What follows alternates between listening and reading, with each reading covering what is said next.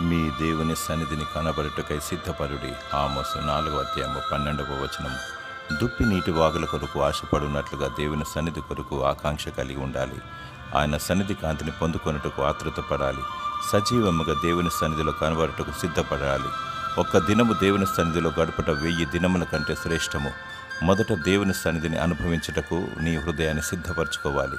పరిశుద్ధమైన నీ హృదయమును దేవుడు కోరుకుంటాడు, అందు నివాసము చేస్తాడు. దైవజనుని ద్వారా దేవుని స్వరం వినుటకు, దేవుని స్తుతించి ఆరాధించుటకు, ఆయనను మహిమపరచుటకు, సహోదరులతో ఐక్యత కలిగి ఉండుటకు, ఒకరికొకరు ప్రేమించి హెచ్చరించుకుంటూ మరియు బలపరుచుకొనుటకు సిద్ధపాటుతో దేవుని మందిరానికి వెళ్ళాలి. ఎవరు రాకముందే 10 నిమిషాలు ముందుగా వెళ్ళి నన్ను దర్శించి నాతో మాట్లాడు దేవా అని అడగాలి.